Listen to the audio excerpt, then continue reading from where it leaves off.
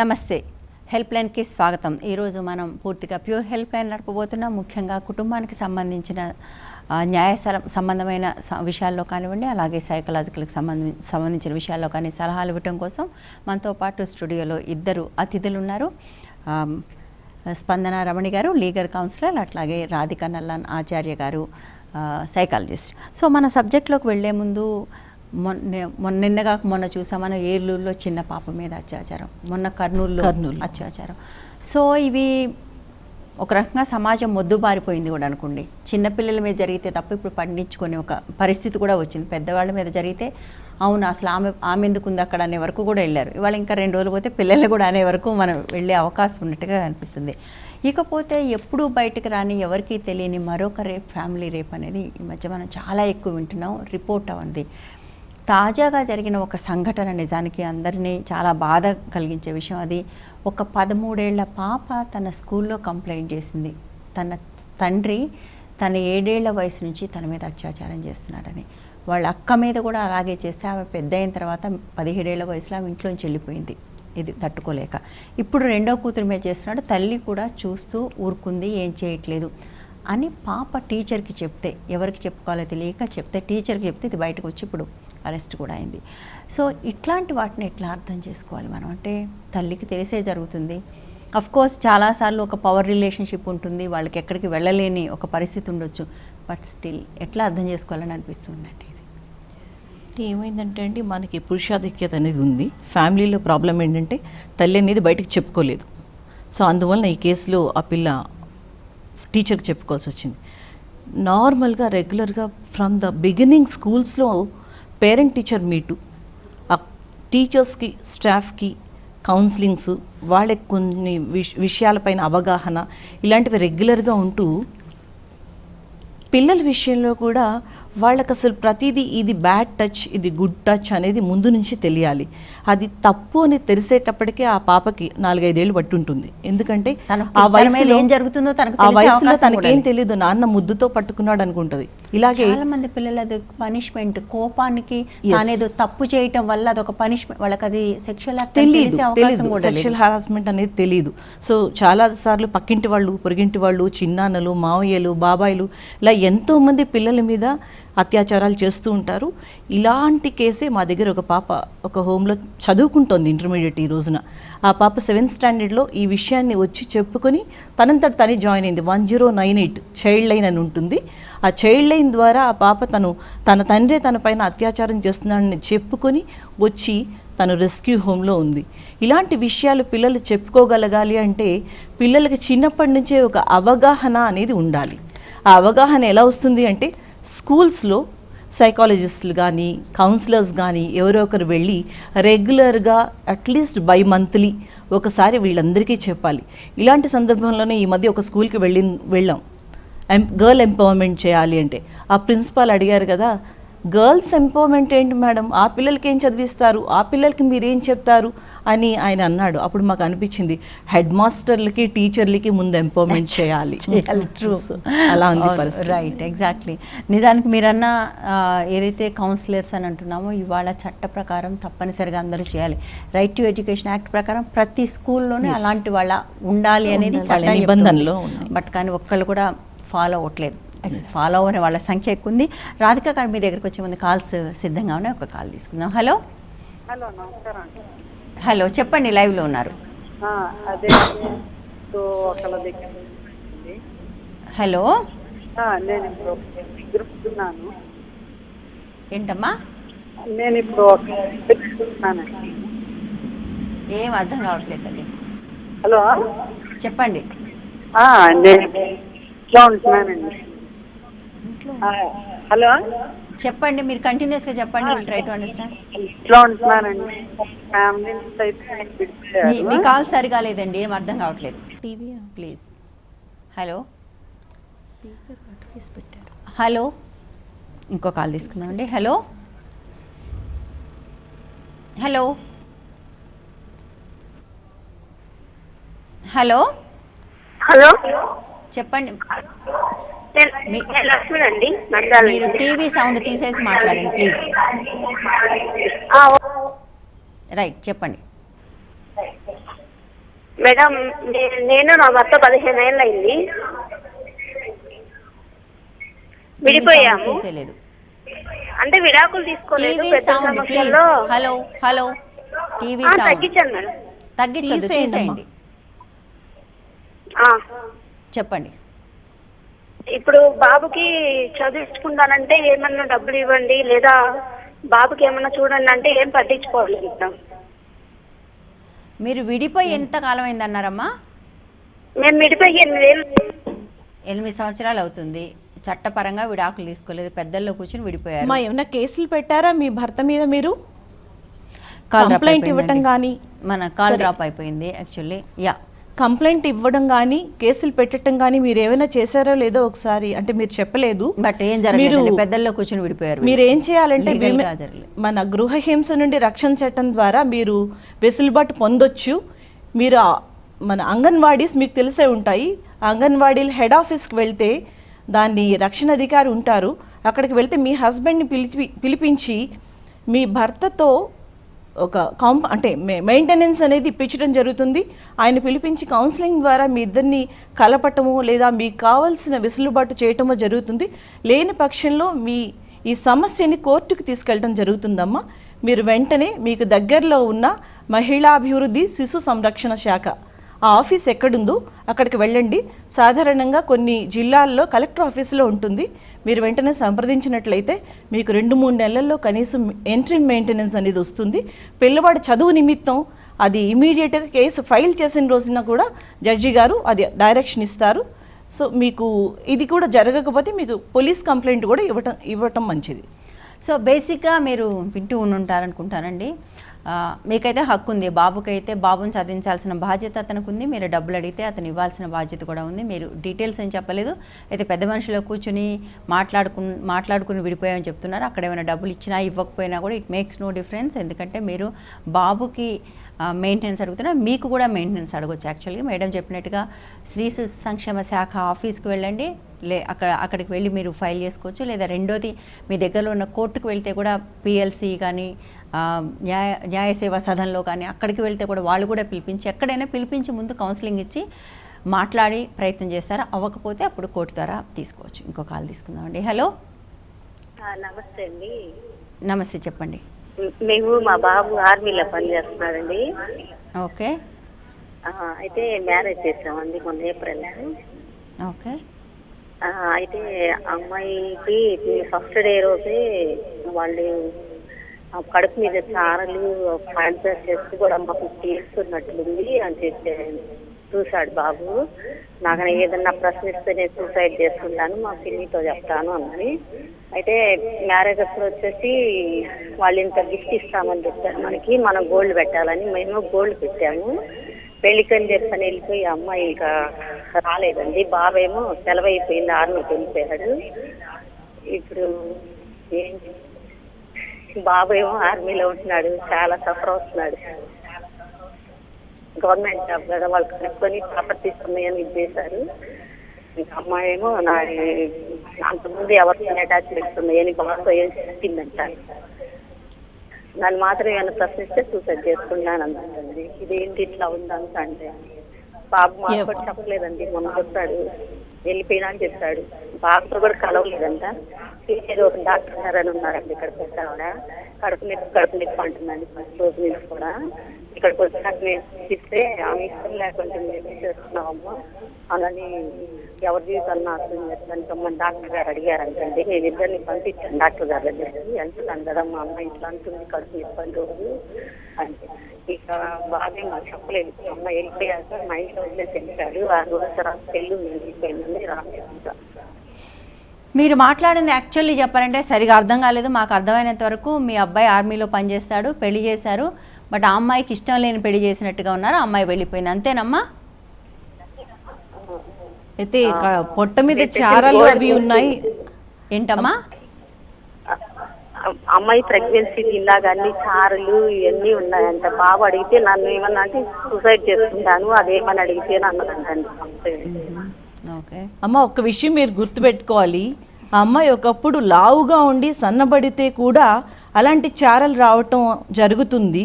అంటే అబ్బాయిలు కొంచెం తెలిసి తెలియని తత్వంతో ఆ అమ్మాయిని అనటం వల్ల కూడా ఆ అమ్మాయి హర్ట్ అయి ఉండొచ్చు. ఎందుకంటే ఎంతవరకు నిజం అనేది మీకు తెలీదు, మీ అబ్బాయికి తెలీదు. మరి అలాంటి మాట అన్నప్పుడు ఆ అమ్మాయి మనసు బాధ కలిగి నేను ఆత్మహత్య చేసుకుంటానని చెప్పుండొచ్చు. అంతేకాని ఆ అమ్మాయి ప్రెగ్నెంట్ అని మీరు అనవసరమైన అపోహలు పెట్టుకోవద్దు. ఎందుకైనా మంచిది మీరు ఒకసారి మీ లాయర్గా ఎవరైనా ఒక లాయర్ గారిని సంప్రదించి ఆమెని కాపురానికి రావాల్సిందిగా మీరు ఒక లెటర్ పంపించండి. ఆమె వస్తుందా లేదా అనేది ఆమె ఒక రిప్లై ద్వారా జవాబు పంపిస్తారు. అప్పుడు మీకు ఇది ఏం చేయాలి అనేది ఆవిడ జవాబును బట్టి మీరు ముందుకు వెళ్ళి పరిష్కారం దొరికే ఛాన్స్ ఉంటుంది. సో దీని విషయంలో మీరు ఎక్కువగా ఆలోచించాల్సిన అవసరం లేదు. అతిగా అనుమానం పెట్టుకోవటం వల్ల మీ అబ్బాయికి ఆవిడ కోడలికి కూడా ప్రమాదం జరుగుతుంది. ఎగ్జాక్ట్లీ. అండ్ పైగా ఈ రోజుల్లో మనం ఏ కాలంలో ఉన్నా కూడా అర్థం చేసుకోవాలండి. ఈ రోజుల్లో ఇవాళున్న పరిస్థితుల్లో పెళ్ళిళ్ళు అయిన తర్వాత నీ పాత జీవితంలో ఎవరితో మాట్లాడావు, ఎవరితో SMS చేసావు దగ్గర నుంచి ఇలాంటివన్నీ మొదలు పెడితే ఒక్క కాపురం కూడా నిలవదు. ఇవాళ ఈ జీవితంలోకి మీ ఇద్దరు వచ్చారు. ఈ జీవితాన్ని ఇద్దరు కలిసి ముందుకు తీసుకుని వెళ్ళడానికి సిద్ధంగా ఉన్నారా లేరా, దాన్ని ఎంత బాగా తీసుకెళ్ళగలరు, ఇదొక్కటే మనం ఆలోచించాలి. మీ అబ్బాయి కూడా అభద్రత ఉండుంటుంది. ఎందుకంటే నేను 3 నెలలు అక్కడ ఉంటాను, 6 నెలలు ఇక్కడ ఉంటాను అని. అందువలన కూడా ఆయన సైకలాజికల్గా ఏం జరుగుతుందో నేను లేనప్పుడు నా యాబ్సెన్స్లో ఏం జరుగుతుంది అని ఒక సందేహంతో కూడా ఆయన ఆ రకంగా ఉండుండొచ్చు. ముందుగా మీ అబ్బాయిని ముందు సైకాలజిస్ట్ని ఒకసారి సంప్రదించమని చెప్పండి. రైట్. మన రాధిక గారు మీరు ఏమైనా మాట్లాడతారా? అంటే ఇక్కడ ఏదో చిన్నదాన్ని చూసుకుని న్యూరోటిక్ పీపుల్ ఉంటారండి. వాళ్ళు ఏంటంటే చిన్నదాన్ని ఎగ్జాజరేట్ చేసుకుంటారు, దాని ఆ అపోహల మీద ఇంకా ముందుకు వెళ్ళిపోతూ ఉంటారు. సరే, అబ్బాయి పిల్లవాడు ఆయన ఏదన్నా మనం పెద్దవాళ్ళుగా అట్లీస్ట్ అసలు నిజ నిర్ధారణ అది ఎంతవరకు కరెక్ట్ అని అది అనగానే కాదు కదా. అయినా ఫస్ట్ ఆఫ్ ఆల్ ఇప్పుడు ఆ పెళ్ళికన్నా ఆల్రెడీ అనుకున్నారు, పెళ్లి చేసుకున్నారు, వచ్చారు కాబట్టి వాళ్ళిద్దరి ఏమన్నా ఉంటే కూర్చుని పెద్దవాళ్ళుగా మాట్లాడి చర్చించడం, దాన్ని సాల్వ్ చేసుకోవడము ఆ లెవెల్లో. కాకపోతే ఏ సైకాలజిస్ట్ అన్నా కలుసుకుని దాన్ని సాల్వ్ చేసుకోవడమే తప్పితే ఇప్పుడు నిజమే ఉద్యోగాలు ఇవన్నీ ఉంటాయి, కానీ దానికన్నా జీవితం అన్నది ఇంకా చాలా ముఖ్యం. సో ఏ డిపార్ట్మెంట్స్లోనైనా కూడా మెడికల్ లీవ్స్ ఉంటాయి, లేదా ఏదో అంటే అనుకుంటే మనం ఎన్నో వెసులుబాట్లు తీసుకుంటాం. సో కాబట్టి ప్రాముఖ్యత ఇచ్చిన దాని మీద ఎందుకు ఆ అబ్బాయి అలా అనుకున్నాడు కాబట్టి ఇంకా తను ప్రయారిటీగా తీసుకోకుండా వెళ్ళిపోయి ఉంటాడు. కాబట్టి పెద్దవాళ్ళుగా వీళ్ళు కూర్చుని ఎందుకు మంచి చెడు అనుభవాలు చూసిన ఇది ఉంటుంది మనకు పెద్దవాళ్ళుగా. కాబట్టి సో వీళ్ళు కూర్చుని దాన్ని మాట్లాడడం, ఆ అమ్మాయిని కూర్చోబెట్టి మాట్లాడడం, అసలు ఎందుకు అలా ఆ మాట అంది. సో ఆ అమ్మాయి కూడా ఇప్పుడు మొట్టమొదటి ఆ మాట అన్నారంటే ఆ అమ్మాయి ఎంత ఇన్సెక్యూరిటీలోకి వెళ్ళిపోతుంది. చాలా మందిని చూస్తుంటాం, సన్నబడిన పిల్లలకి షోల్డర్స్ దగ్గర గానీ నడుం దగ్గర గానీ స్ట్రెచ్ మార్క్స్ అనేవి ఉంటాయి.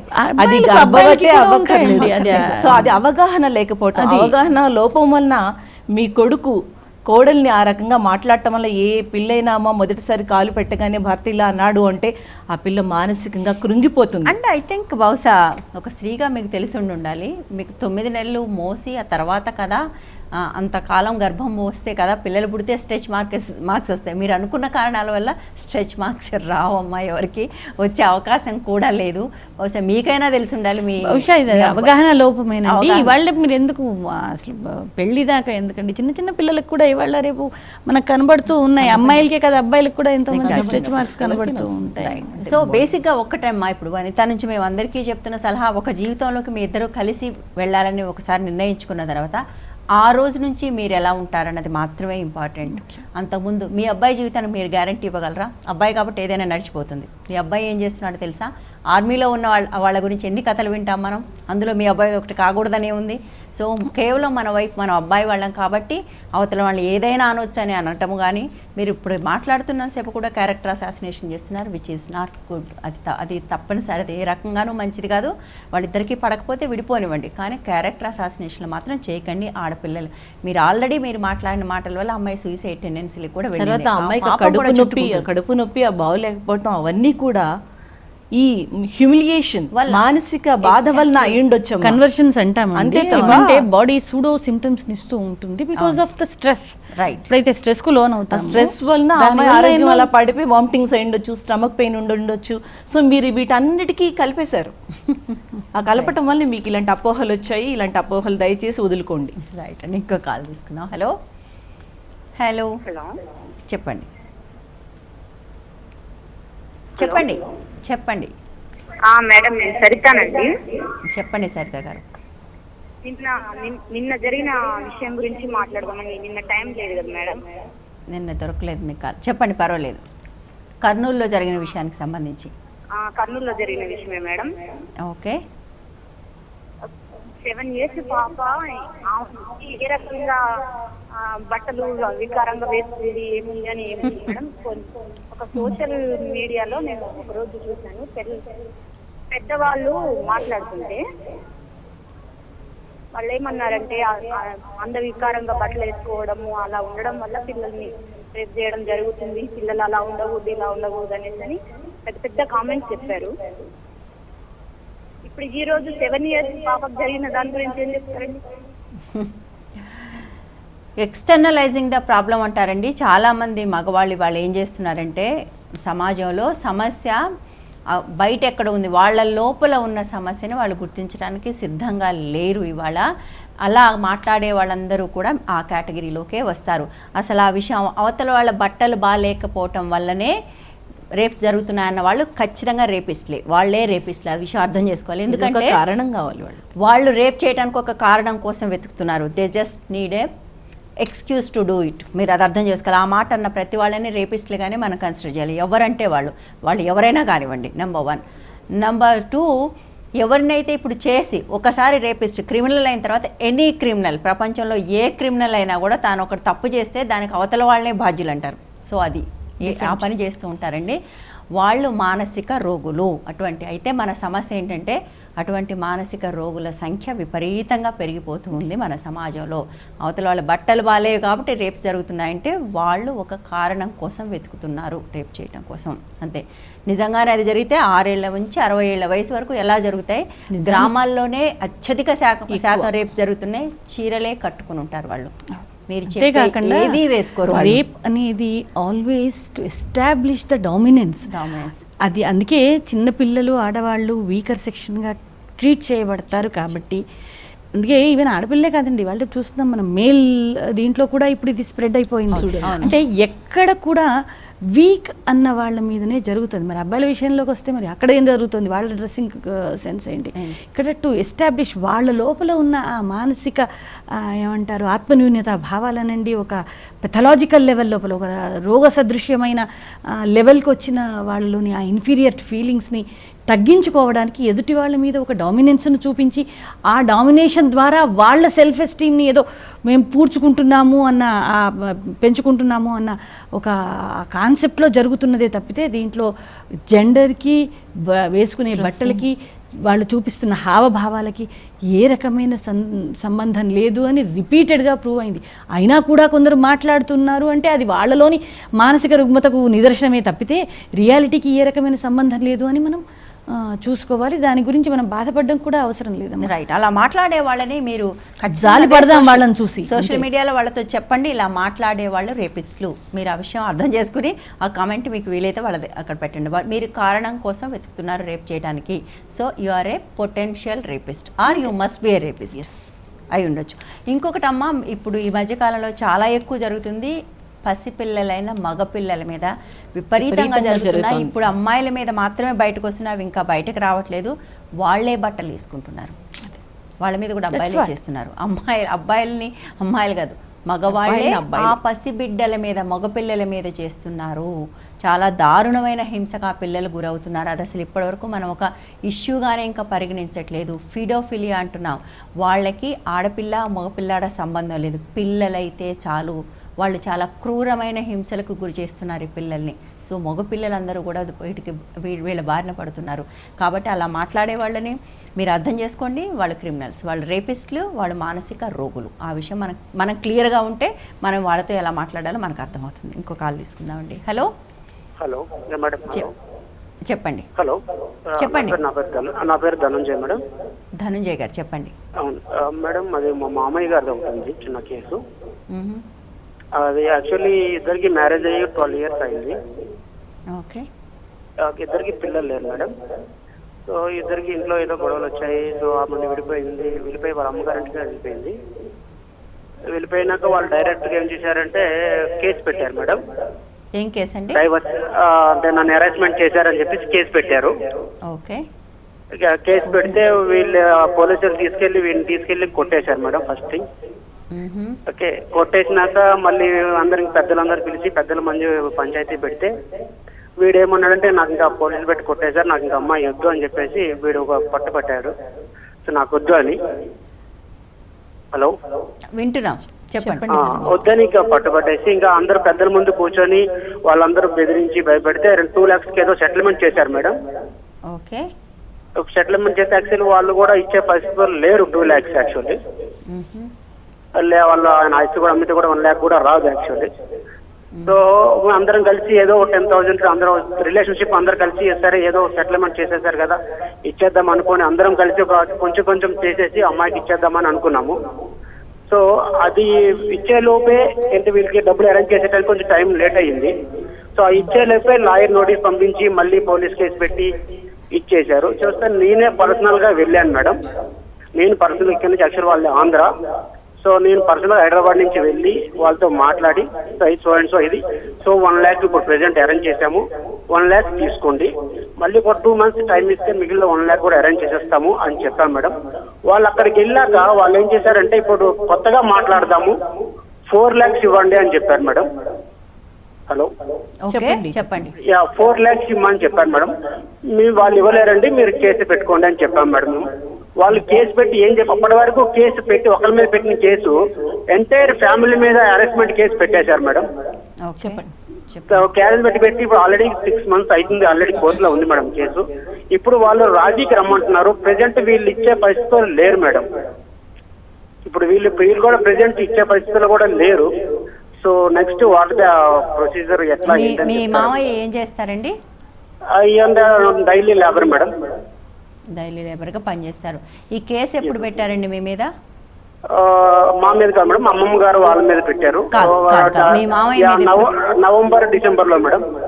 పోయిన సంవత్సరం నవంబర్. మిమ్మల్ని పోలీసులు తీసుకెళ్లి కొట్టారంటున్నారు. ఎక్కడ జరిగిందండి అది? అది సార్ ఇంకా అవన్నీ మళ్ళీ ఇంకా పెద్ద కేసు ఎందుకు మేడం? బొబ్బిలి ఏరియాలో జరిగింది మేడం. బొబ్బిలి ఏరియా వాళ్ళు ఇక్కడికి వచ్చి మీ మామయ్యని తీసుకెళ్లి అక్కడ కొట్టారా? లేదు, యాక్చువల్లీ కేసు కూడా అక్కడదే మేడం. నో అక్కడదే, కేసు కూడా అక్కడదే మేడం. వాళ్ళు కూడా అందరూ అక్కడే. ధనంజయ్ గారు మేడం చెప్పండి. మీరు అంటే భర్త అనేవాడు పోషించే బాధ్యత కూడా ఉందండి, చట్టం అలా అని చెప్తోంది. ఎంతో కొంత మెయింటెనెన్స్ అనేది ఇవ్వాలి. ఆమె ఇష్టం లేకుండా వెళ్ళిపోయారో, వాళ్ళిద్దరి మధ్య గొడవలైందో అవేవి ముందు కోర్టు చూడదు. ఒకసారి కేసు పెట్టిన తర్వాత భార్య తనంతట తను పోషించుకోగలదు అని మీరు ఎస్టాబ్లిష్ చేసి ఆమె ఏదైనా ఉద్యోగం చేస్తున్నట్టు చూపిస్తే తప్ప ఆమెకి మంత్లీ మెయింటెనెన్స్ ఎంతో కొంత ఇవ్వాల్సి ఉంటుంది. అయితే కొంతమంది ఏం చెప్తారంటే మంత్లీ మెయింటెనెన్స్ బదులు అంటే వన్ టైం సెటిల్మెంట్ చేసుకుని ఎంతో కొంత అమౌంట్ ఇచ్చి అమికబుల్గా సెటిల్ చేసుకుని ఇద్దరు కూడా సంతకాలు పెట్టి ఆ తర్వాత సంతకాలు పెట్టి ఆఫీసులో అక్కడ ఇక్కడ డబ్బులు ఇస్తే మళ్ళీ కూడా కేసులు వేసే అవకాశం ఉంటుంది కనుక త్రూ లీగల్ సర్వీసెస్ అథారిటీ మీరు ఒక అవార్డు పొందాలి. అవార్డు పొందకుండా 10 మంది పెద్దల్ని కూర్చోబెట్టి ఆ 2 లక్షలు ఇచ్చేసినప్పటికీ మీకు ఇంకో 2 ఏళ్ల తర్వాత మళ్ళీ కేసులు వేస్తారు. అందువల్ల పెద్దల మధ్య కుదిర్చిన రాజీ చెల్లదు. తర్వాత కోర్టుకు వస్తే మళ్ళీ మీకు మొదలవుతుంది కేసు.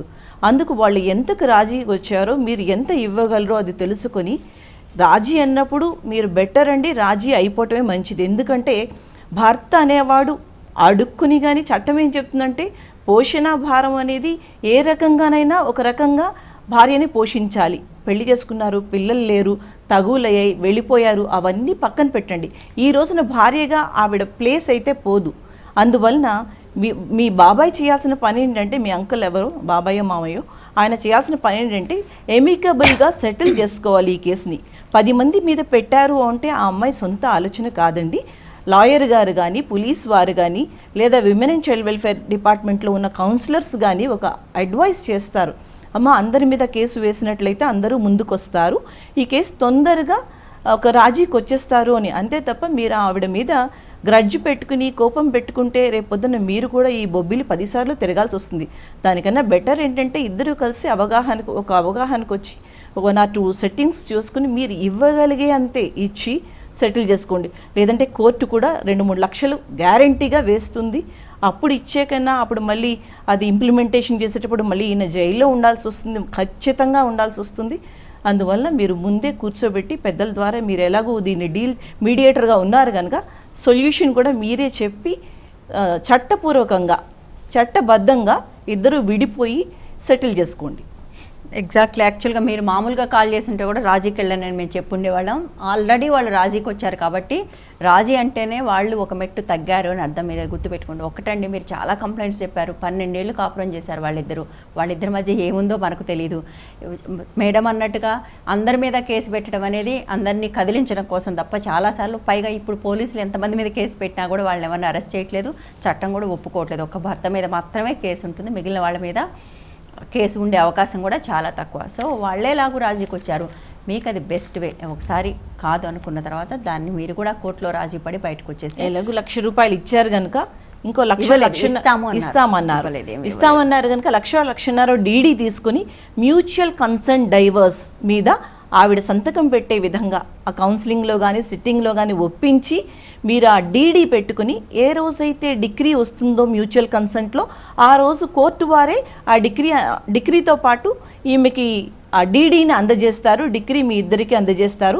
మీకు చాలా ఇది బెస్ట్ వాటిలో బెస్ట్ సొల్యూషన్. ఇంతకన్నా వేరే సొల్యూషన్ అయితే లేదు. తప్పనిసరిగా కోర్టు ద్వారా మంత్లీ 3,000 అయినా పడుతుంది. రోజు కూలీ అయినా రోజుకు 150-200 వేసుకున్నా ఆయనకు వచ్చే దాంట్లో ఆయన భార్యకి తప్పనిసరిగా సగం ఇవ్వాల్సి వస్తుంది. అది గుర్తుపెట్టుకోండి. రైట్ అండి. ఒక చిన్న బ్రేక్ తీసుకుందాం. బ్రేక్ తర్వాత కంటిన్యూ చేద్దాం. హెల్ప్ లైన్లో ఒక చిన్న బ్రేక్.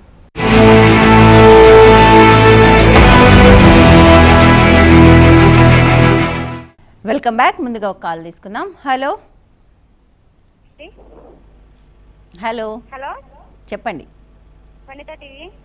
ఎస్ చెప్పండి, లైవ్లో ఉన్నారు.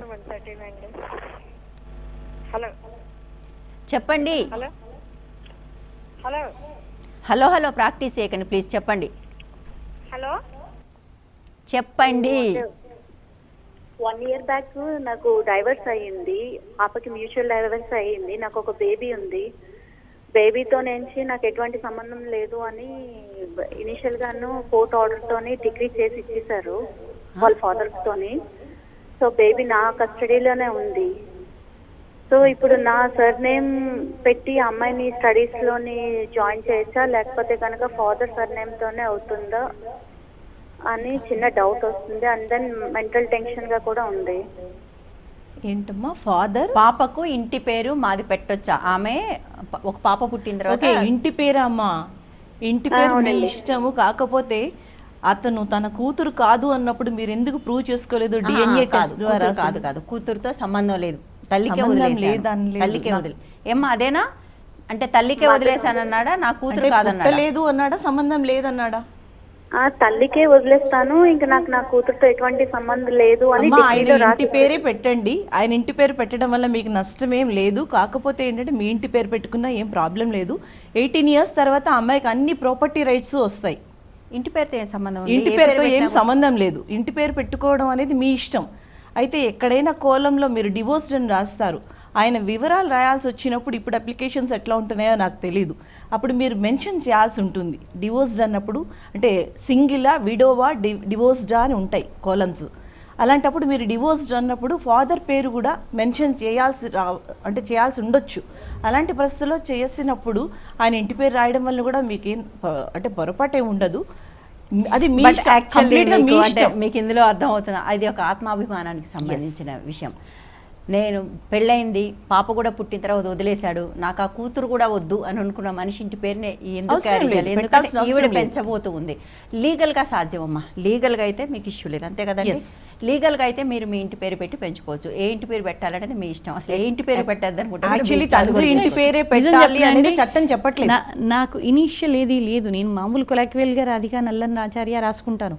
బట్ నా సర్టిఫికెట్లో నాకు ఓన్లీ రాధిక ఉంది, ముందు లేదు వెనక ఏమీ లేదు నాకు. ఎందుకంటే మా డాడ్ ఎలా ఫీల్ అయ్యారు అంటే పెళ్ళయిన తర్వాత మార్చాల్సి వస్తుంది, సర్టిఫికేషన్లో చేంజింగ్ ఇదంతా హెడేక్ వస్తుంది, దాని బదులు ఏమీ వద్దు ఊరికే పేరు పెట్టేస్తా. అలా క్యాజువల్ గా ఎంతో మందిని చేస్తూ ఉన్నాం. నాకు ఇంటి Exactly, పేరు ఏదీ లేదు. exactly. పేరు My ఉండాలని son, ఏం my లేదు. నా అబ్బాయి సర్టిఫికేట్ కూడా లో మేము చూడండి, ఇంటి పేరు నాకు ఇంటి పెట్టలేదు. పేరు అత్తగారింటిది లేదు, అమ్మగారింటిది లేదు, Right. ఏదీ లేదు. సో అది So it లీగల్ doesn't- గా అయితే మీకు ఇష్యూ ఏం లేదమ్మా. మీకు ఒకవేళ ఎక్కడన్నా లీగల్ గా ఇష్యూ వస్తే you can fight for it. Yes. మీ ఇంటి పేరు మీరు పెట్టుకోవచ్చు. మీ డిగ్రీ దానికి కాపీ ఉంటుంది కనుక మీకేం ప్రాబ్లం రాదమ్మా. మీ ఉన్నా అసలు మామూలుగా డిగ్రీ కాపీ అయితే ఉంటుంది. అంటే ఈ ఫలానా లా ప్రకారం తండ్రి ఇంటి పేరు రావాలి, అది కస్టమరీ ఈ ప్రాబ్లం అది తప్ప custom, it's not legal law. కాదు. Legal కాదు. అందువల్ల Exactly. మీరు మీ ఇంటి పేరునే పెట్టుకోవచ్చు. అది మీ ఇష్ట ప్రకారం మీకు ఏది కావాలంటే అది పెట్టుకోవచ్చు. ఆయన ఇంటి పేరు పెట్టాలి అనేది మాత్రం ఎక్కడ లీగల్ గా లేదు. దిస్ ఇస్ ఎ కస్టమ్ అంతే. మనం తండ్రి ఇంటి పేరు పెట్టడం అనేది కేవలం మన సాంప్రదాయం, చట్టం కాదు. చట్ట ప్రకారం మీరు ఏ ఇంటి పేరైనా పెట్టచ్చు, లేదా రాధిక గారు లాగానో మా అబ్బాయి లాగానో అసలు ఇంటి పేరే లేకుండా చేయొచ్చు. మీ ఇష్టం, అది పూర్తిగా మీ ఇష్టానికి సంబంధించింది. మీ పాపను మీరు ఎలా పెంచాలనుకుంటే అలా పెంచవచ్చు. But at the same time ఆయన సంబంధం లేదు అన్నంత మాత్రాన సంబంధం లేకుండా పోదు. మీరు అభిమానంతో ఆయన ఆ మాట అన్న తర్వాత ఎందుకు దేబరించాలని మీరు అనుకుంటున్నారేమో. ఒకసారి చూడండి, ఆ డిగ్రీ అది చూడండి.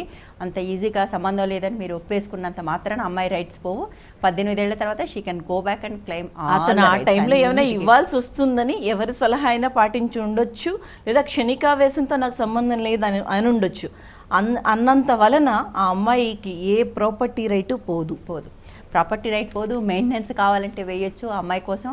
ఆ అమ్మాయి ఆ తర్వాత 18 ఏళ్ళు నిండాక తనే స్వయంగా చదువుకోవడానికి అయ్యే ఖర్చులకు కానీ, తన పెళ్లి ఖర్చులకు కానీ తండ్రిని అడిగే హక్కు కూడా ఉంటుంది. Let her decide. అగైన్ ఇంటి పేరుతో సంబంధం లేకుండా. ఇంకో కాల్ తీసుకుందామండి.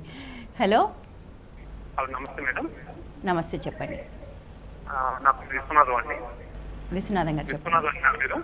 చెప్పండి విశ్వనాథం గారు, చెప్పండి. అంటే ఒక నా ఫ్యామిలీ గురించి మాట్లాడడానికి మీకు ఫోన్ చేశాను మేడం. చెప్పండి. సలహా కావాలి నాకు. చెప్పండి ఏంటి? చెప్పండి. చెప్పచ్చు మేడం నేను? హలో, మీరు లైవ్లో ఉన్నారు, మాట్లాడండి. చెప్పచ్చు మేడం? హలో హలో, చెప్పండి. మేడం, నేను బ్యాంక్లో పనిచేసేవాడు మేడం ఇదివరకు. నేను మీ టీవీ సౌండ్ తీసేస్తారా? మేడం నా టీవీ లేదు మేడం, నీ వీడియో వస్తుంది మేడం. నేను హలో, మాట్లాడండి. కాల్ కట్ అయిపోయిందండి. ఇంకో కాల్ తీసుకుందాం. హలో, హలో చెప్పండి. చెప్పండి. హలో, మేడంతో మాట్లాడాలండి. ఏ మేడంతో? చెప్పండి ఇద్దరు ఉన్నారు, అమ్మా. చెప్పండి. Help line madam. ఓకే, చెప్పండి. మీరు లైవ్లో ఉన్నారు, చెప్పండి. ఓకే మేడం, నాకు చిన్న సమస్య వచ్చింది మేడం. చెప్పండి. నాకు మ్యారేజ్ అయ్యి 14 years అవుతుంది మేడం. ఓకే, నాకు మ్యారేజ్ అయినప్పటి నుంచి ఇప్పటి వరకు అయితే ఏ గొడవలు రాలేదండి.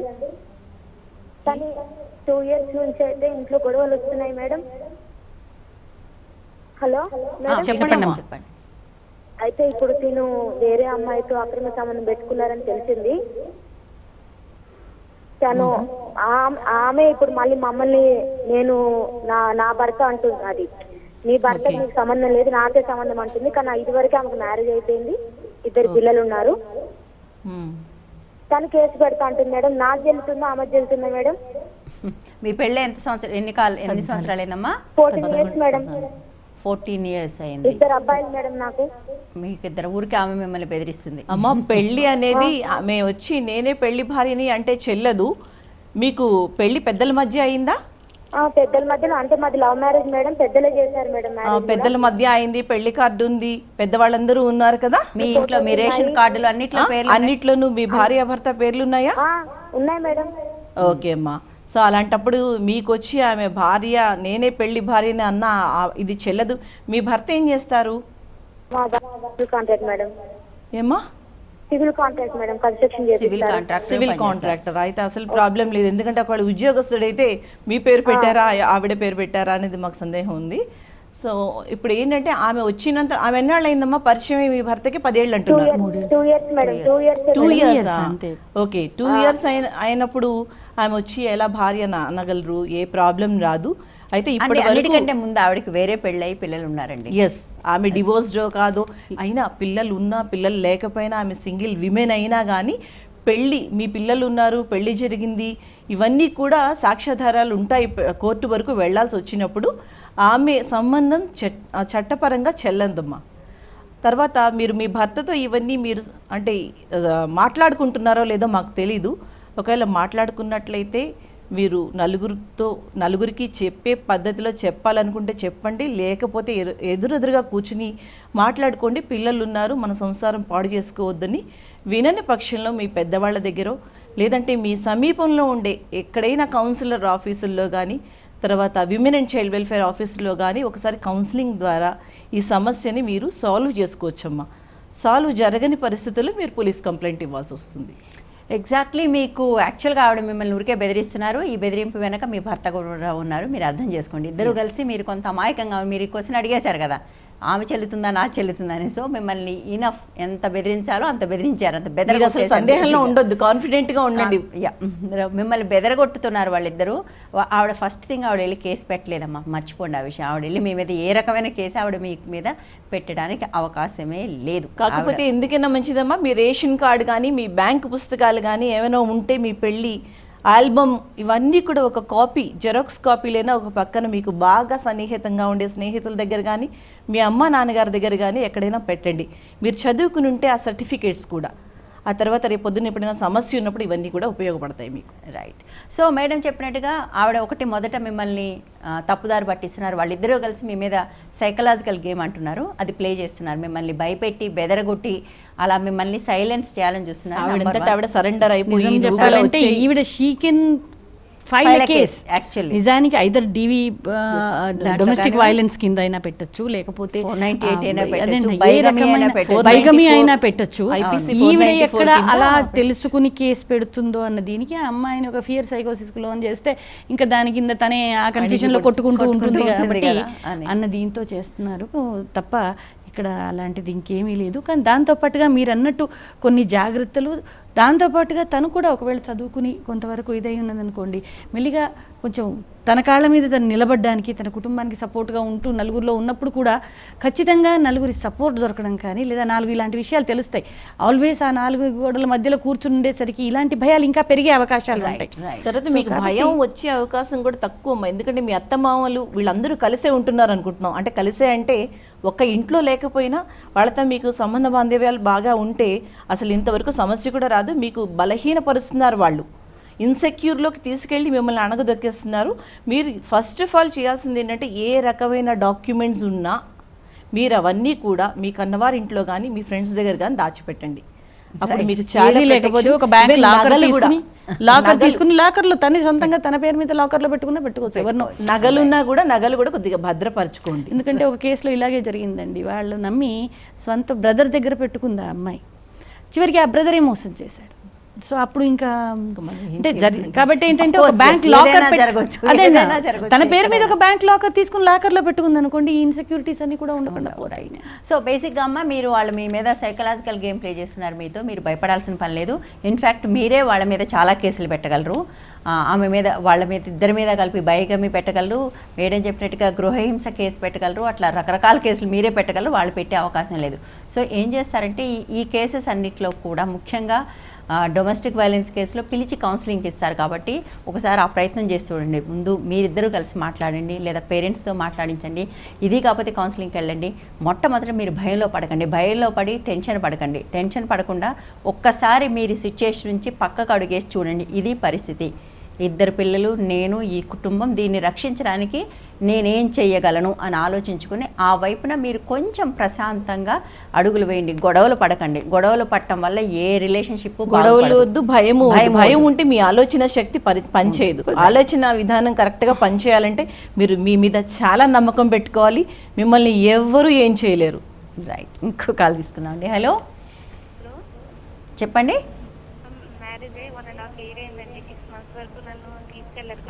మ్యారేజ్ అయిన ఫోటోలు కూడా కడిగించలేదు. ఓకే. నన్ను ఇంట్లో పెట్టి హెరాస్ చేస్తున్నారు. పెళ్ళి అయిన తర్వాత 6 నెలల దాకా తీసుకెళ్ళలేదు. 6 నెలల తర్వాత ఎలా తీసుకెళ్లారు మరి? ఆయన తీసుకెళ్లేదు, మా ఫాదర్ మదర్ తీసుకెళ్ళి వదిలేసి వచ్చారు. తీసుకెళ్ళి వదిలేసి అక్కడ కూడా చాలా ఇదిగా చూశారు నన్ను. 9 months వరకు చాలా హెరాస్ చేశాడు. ఇంట్లో పెట్టి బయటకు వెళ్ళకుండా, బయటకి ఎక్కడికి తీసుకెళ్ళకుండా, అలా చేయకుండా కానీ రూమ్ లో పెట్టి, మొన్న రీసెంట్ గా పుష్కరాలకి ఇంటికి వస్తే, అక్కడ ఓన్ హౌస్ ఉంది ఇక్కడ అమలాపురంలో, అక్కడికి ఇంటికి వస్తే రూమ్ లో పెట్టి నన్ను కొట్టారు కూడా. మా పేరెంట్స్ అందరినీ పిలిస్తే, మా మావయ్యలందరూ వస్తే అతను నన్ను వాళ్ళకి చూపించుకుంటే నేను ఎవరో తెలియదు అని చెప్పి పంపించేశాడు వాళ్ళని. అప్పుడు మా ఫాదర్ మదర్ వచ్చి నన్ను తీసుకొచ్చారు. అతను శాడీస్ లో బిహేవ్ చేస్తాడు. ఇప్పుడు అతను ఏం చేయాలో దానికి సొల్యూషన్. కాదమ్మా, ఒక్కటి చెప్పండి అంటే అర్థమవుతుంది కానీ అసలు పెళ్ళైన వెంటనే పెళ్లిలో ఏం జరిగింది, ఏం జరిగి ఆ కూడా తర్వాత గొడవలే జరిగినాయి. అంటే కట్న కానుకల దగ్గర ఏం జరిగింది కూడా? డౌరీ నన్ను అడిగారు, నాకు సైట్ ఇచ్చారు, అది ఇంకా రిజిస్ట్రేషన్ చేయలేదు. మా వాళ్ళు మ్యారేజ్ అయిన తర్వాత మొత్తం అందరికీ చేస్తానన్నారు. అది కావాలని మా అత్తగారు కూడా డౌరీ కావాలని, ఇంకా మాకు కొన్ని ప్రాబ్లమ్స్ ఉన్నాయి, డౌరీ తెమ్మని తెచ్చేవారు. ఏం చేస్తాడు మీ భర్త? బ్యాంక్ లో ఎంప్లాయ్ చేస్తారు శ్రీకాకుళంలో. బ్యాంక్లో పనిచేస్తారు. ఇది పెళ్లిలోనే అంటే పెళ్లికి ముందే మొదలయ్యాయి ఈ గొడవలు? పెళ్లిలో జరిగాయి, పెళ్లి తర్వాత జరిగాయి కట్నం గురించి? కట్నం గురించి అప్పుడేం ప్రాబ్లం లేదు, అప్పుడు చెప్పారు ఇస్తామని. ఆషాఢంలో నన్ను ఇంటికి వచ్చినప్పుడు 5 lakhs పట్టుకుంటామని మా అత్తగారు చెప్పింది నాకు. ఓకే, సరేనమ్మా, చెప్పండి. అప్పుడు ఫొటోస్ కూడా మ్యారేజ్కి అడిగించలేదు. అతను శాడీస్ లాగా నన్ను రూమ్ లో పెట్టి ఉంచేస్తారు. ఆఫీస్కి వెళ్ళాను, బయటికి రాకూడదు, బయటికి తీసుకెళ్లారు కూడా. మీ భర్త మీద మీకు ప్రేమ ఉందా అమ్మా?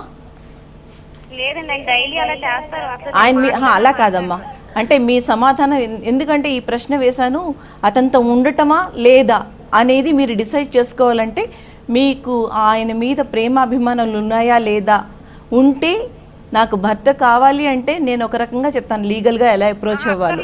నన్ను డైలీ కొడతారు, కొట్టేసి వెంటనే నవ్వుతాడు. Very good. మీరు అంత మంచిగా డెసిషన్ అనేది తీసుకునే కెపాసిటీ ఉన్నప్పుడు మీరేం చేయాలంటే, మీరు కన్నవారింట్లో ఉన్నారా? ఇంటికి వస్తామండి, మన ఇంటికి వచ్చారు కదా. వాళ్ళు తెలియదని పంపించేసాడు. ఏ ఊరమ్మా? ఇక్కడ ఈస్ట్ గోదావరి. మీరు ఊరు? ఈస్ట్ గోదావరి. ఈస్ట్ గోదావరి అయితే కాకినాడలో మహిళాభివృద్ధి శిశు సంరక్షణ ఆఫీస్ ఉంటుందమ్మా. కాకినాడ ప్రొటెక్షన్ ఆఫీసర్ అంటారు. ఆ ఆఫీస్కి వెళ్ళి ఆఫీసర్తో మాట్లాడినట్లయితే వాళ్ళకి ఒక లెటర్ రాసి పిలిపిస్తారమ్మా. అక్కడ కలవమని మీకు బలవంతం చేయరు, పిలిపించి మీకు మెయింటెనెన్స్ రెసిడెన్స్ ఆర్డర్ కోసం అడుగుతారు. రెసిడెన్స్ ఆర్డర్ ఇచ్చినంతలో మీరు అక్కడికి వెళ్ళక్కర్లేదు. మీరు అసలు మీ సమస్యని మీకు రాయటం వస్తే రాయండి, లేకపోతే ఆఫీస్కి వెళ్తే అక్కడ కౌన్సిలర్స్ ఉంటారు. వాళ్ళే మీ సమస్యని ఒక కేసుకి ఎలా కావాలో అలాగ అన్ని ఇంగ్రీడియంట్స్తో వాళ్ళు రాసి ఇస్తారు. రాసిన తర్వాత మీ భర్తకి ఒక సమన్స్ పంపించి, నోటీస్ పంపించి పిలిపిస్తారు మీ భర్తకి, అత్తమావలకి. ఆయన బ్యాంకు ఉద్యోగి కనుక తప్పకుండా భయపడతాడు. కాంట్రాక్ట్ ఉద్యోగి అయినా ఉద్యోగం పోతుందిలే అని భయపడతాడు. వచ్చినప్పుడు మీరేమైనా ఇచ్చి ఉంటే మీ బిలాంగింగ్స్, మీ తాలూకా మంచం, సార సామాను, అలాగే కట్నము, ఇలాంటివన్నీ కూడా వెనక్కి ఇచ్చేయమంటూ ఒక ఆర్డర్ తెచ్చుకోవచ్చు. తర్వాత మెయింటెనెన్స్ ఒక ఆర్డర్ తెచ్చుకోవచ్చు. ఆయనకి నికర ఆదాయం ఉంటుంది కనుక బ్యాంక్ అఫీషియల్ ఎవరైతే ఈయనకి జీతం డ్రా చేసే ఆఫీసర్ ఉంటారో వాళ్ళ ద్వారా మీ భర్త జీతంలో కొంత భాగం మీకు వచ్చేటట్టుగా ఒక ఆర్డర్ తెస్తారు. వీటన్నిటికీ భయపడి మీకు ఫుల్ అండ్ ఫైనల్ సెటిల్మెంట్ అంటారు, అంటే మొత్తం మీద సెటిల్ చేసుకుని విడాకులు తీసుకోవటానికి మ్యూచువల్ కన్సెంట్కి ఒక 5 లక్షలు, 4 లక్షలు, 10 లక్షలు ఇస్తానని ముందుకు అతనే రావచ్చు ఉద్యోగస్తుడు కనుక. అలా వచ్చినప్పుడు మీకు లీగల్ సర్వీసెస్ అథారిటీ ద్వారా మీ సమస్యని అక్కడ తీసుకెళ్ళి అక్కడ MOU రాయిస్తారు, నిబంధనలు కొన్ని రాయించిన తర్వాత మీ ఇద్దరికి కూడా విడాకులు, మీకు ఇష్టం లేదన్నారు కనుక నేను ఈ సలహా ఇచ్చాను, లేదంటే కౌన్సిలింగ్ ద్వారా కలపటం జరుగుతుంది. మీరు వెళ్ళి ముందు ఈస్ట్ గోదావరిలో కాకినాడలో మీరు ఆఫీస్కి వెళ్ళి సంప్రదించండి. మీ సమస్యని చాలా సింపుల్గా సులభ పద్ధతిలో వాళ్ళు సాల్వ్ చేస్తారు. సో కాకినాడలో ఆఫీస్ అంటే మళ్ళీ చెప్తాం మేము, మీకు ఎక్కడో దగ్గరలో ఉన్న అంగన్వాడీ సెంటర్కి వెళ్ళండి. అంగన్వాడీ సెంటర్లో మీ PD ఆఫీస్ ఎక్కడ అని అడగండి. ఐ థింక్ వాళ్ళకు అర్థమయ్యే భాష అది. ప్రాజెక్ట్ డైరెక్టర్ PD అని, women and child welfare department protection officer అనేది టెక్నికల్ టర్మ్, బట్ అక్కడ లోకల్గా అంగన్వాడీ సెంటర్ పథక సంచాలకులు అని అడగండి. అంగన్వాడీకి వెళ్ళి పథక సంచాలకులు తెలుసుంటుందంట, వాళ్ళు అలాగే అడుగుతారు. PD అంటే PD అంటే తెలియదు, ప్రాజెక్ట్ డైరెక్టర్ అంటే తెలియదు. ఎందుకంటే చాలా ప్రాజెక్ట్ డైరెక్టర్లు 9 డిపార్ట్మెంట్స్కి ప్రాజెక్ట్ డైరెక్టర్స్ ఉన్నారు.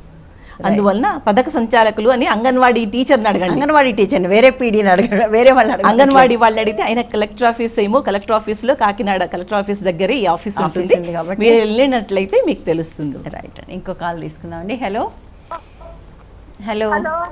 చెప్పండి. హలో అమ్మా, నేను చెప్పింది మీరు శుభ్రంగా వినలేదు. మాకు వినిపిస్తే ఎందుకు విన్నాను, చెప్పండి. నేను మా తమ్ముడి గురించి చెప్తున్నానండి. తమ్ముడు నా భర్త కాదు. తమ్ముడు రైల్వేలో చేస్తున్నాడు. తమ్ముడు రైల్వేలో జాబ్ చేస్తున్నాడండి. ఆ జాబ్ కూడా వదిలేసి వెళ్ళిపోయాడు. ఓకే. మా మరదలు భర్త కావాలని పోలీస్ కేసు పెట్టింది అనమాట. తను ఓకే. వస్తున్నాడు కానీ కోర్టుకి వద్దు అంటున్నాడు తనని. తనేమో భర్తే కావాలి, బంగారం అమ్మేసాడు, అంతా ఇచ్చేసాడు. ఇప్పుడు మా ఇంట్లోనే ఉంటుంది మరదలు, అమ్మ నాన్న లేదు, చనిపోయేది.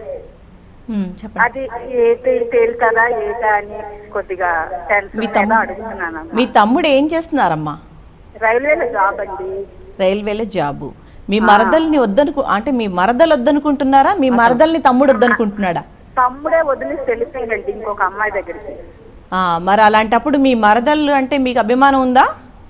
ఉందండి. ఆవిడ తరపునే మీరు మాట్లాడుతున్నారు కదా? అవునండి. సో అలాంటప్పుడు మీ తమ్ముడు రైల్వే ఉద్యోగి గనక రైల్వేలో జీతం రాసే ఆఫీసర్ గారు ఉంటారు. అక్కడికి వెళ్తే మీ తమ్ముడికి ఎంత జీతం వస్తుంది, 10,000, 25,000, 15,000 క్యాడర్ని బట్టి ఆ జీతం తెలుస్తుంది. ఆ జీతంలో సగభాగం వచ్చేటట్టుగా మీ మరదలికి ఒక ఆర్డర్ వేయించవచ్చు. మీ దగ్గరలో ఉన్న అంగన్వాడీ, మీరు ఏ జిల్లా నుంచి మాట్లాడుతున్నారు? వైజాగ్లో ఎంవిపి కాలనీలో ఆఫీస్ ఉంటుందమ్మా. డిఆర్డిఏ కాంప్లెక్స్ అంటారు. వైజాగ్ డిఆర్డిఏ కాంప్లెక్స్ ఎంవిపి కాలనీలో పీడీ ఆఫీస్ ఉంటుంది, ప్రాజెక్ట్ డైరెక్టర్ పథక సంచాలకుల ఆఫీస్ ఉంటుంది. అక్కడికి వెళ్తే మీరు వెళ్ళిన వెంటనే అక్కడ ఈ విషయాన్ని చెప్పినప్పుడు వాళ్ళే కంప్లైంట్ తయారు చేసి కోర్టు ద్వారా ఆ అబ్బాయి డ్రాయింగ్ ఆఫీసర్కి, మీ తమ్ముడు డ్రాయింగ్ ఆఫీసర్కి ఒక డైరెక్షన్ ఇస్తారు. ఆయన జీతంలో కొంత భాగం ఇవ్వమని. మీ దగ్గర పెట్టుకున్నట్లయితే మరీ మంచిది. ఎందుకంటే ఆ అమ్మాయికి తల్లిదండ్రులు ఎవరు లేరు కనుక సెక్యూరిటీ కూడా ఉంటుంది. అర్థమైందమ్మా? అయితే ఆవిడ బేసిక్గా అంటుంది వాళ్ళ మరదలకి వాళ్ళ తమ్ముడు కావాలని కోరుకుంటున్నారు. సో అది అప్పుడు కూడా అదే రైట్ వే అమ్మా. అక్కడికి వెళ్తే వాళ్ళు మొదట మీ తమ్ముడిని పిలిపించి మాట్లాడతారు. అక్క చెప్పినా వినట్లేదు, భార్య చెప్పినా వినట్లేదు. సో మూడో వాళ్ళు ఎవరైనా బయట వాళ్ళు చెప్తే ప్రస్తుతానికి ఆయన వేరే స్త్రీ వ్యామోహంలో ఉన్నాడు కనుక ఇప్పుడు కళ్ళు ఏం అర్థం కాదు అతనికి. ఒక 2-3 సార్లు సిట్టింగ్ పెట్టి మాట్లాడిచ్చాక మీ మరదలే కావాలని దారికి రావచ్చు.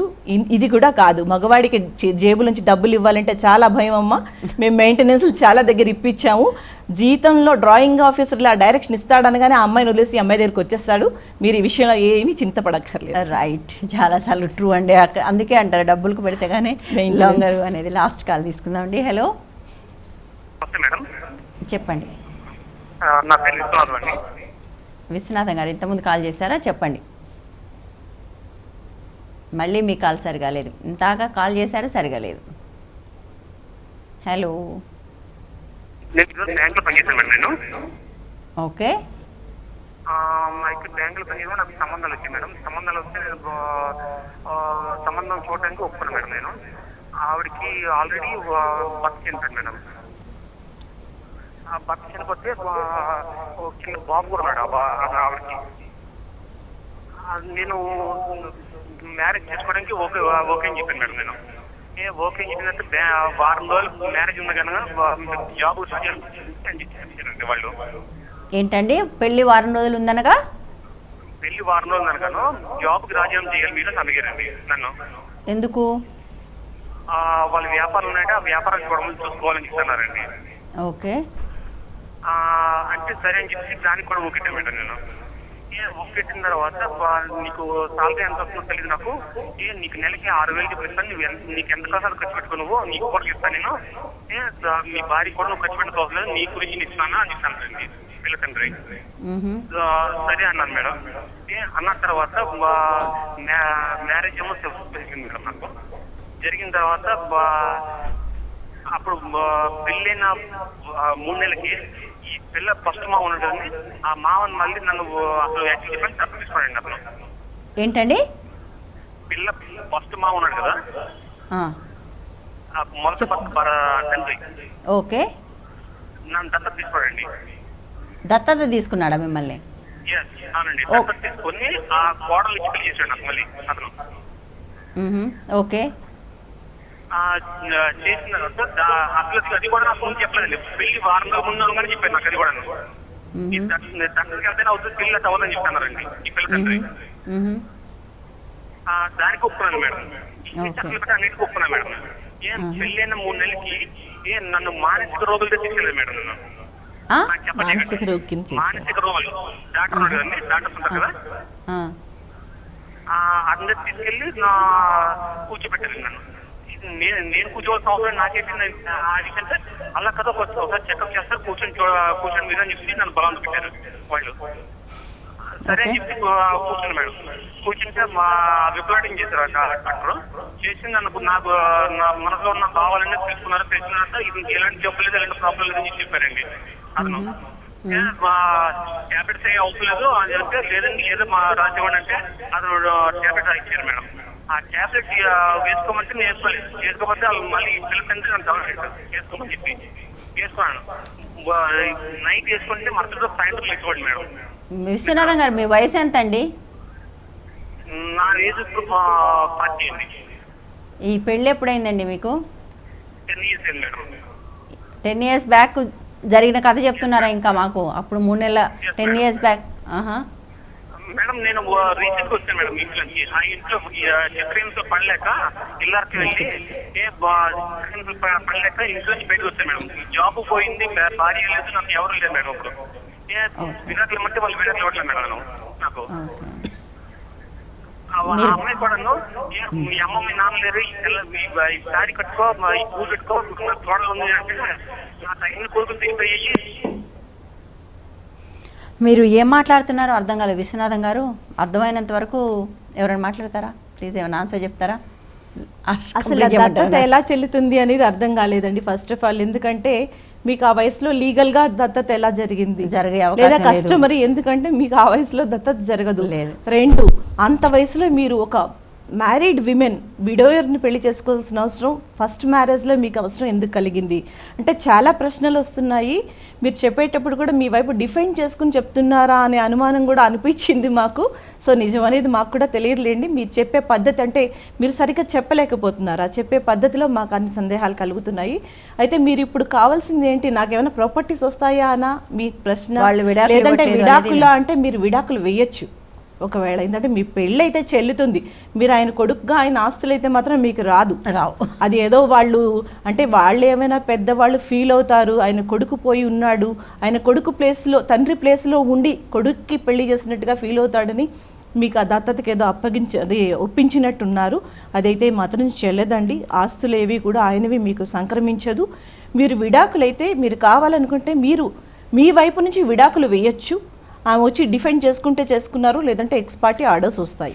విడాకులు ఇస్తాను ఇవ్వను అనేది మీ ఎవరి ఇష్టం కాదండి. ఫైనల్గా కోర్టు తెలుస్తుంది కేసును బట్టి. సో మీకు విడాకులు కావాలంటే కోర్టులో కేసు వేయండి. మీరు 10 ఏళ్ల పాటు మీ కథ దగ్గర డిజర్షన్ అనేది కూడా చూపించాల్సి వస్తుంది.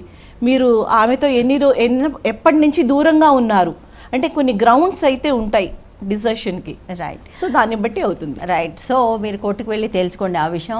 ఎందుకంటే ఇంత కథ కోర్టు కూడా వింటుందో లేదో తెలీదు. మీ లాయర్ ఎవరైనా విని మీకు కేసు రాసి పెట్టాలి. థ్యాంక్ యూ సో మచ్ అండి మీరు వచ్చినందుకు, చక్కటి సలహాలు ఇచ్చినందుకు. ఇది ఇవాళ హెల్ప్ లైన్. తిరిగి రేపు మరో అంశంతో మళ్ళీ కలుద్దాం. Stay tune to 130 TV.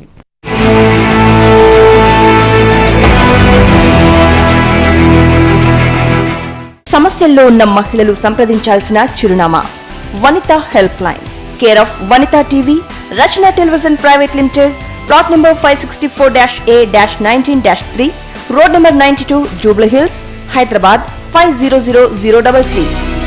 మా ఇమెయిల్ ఐడి vanitahelpline@gmail.com కు మెయిల్ చేయగలరు.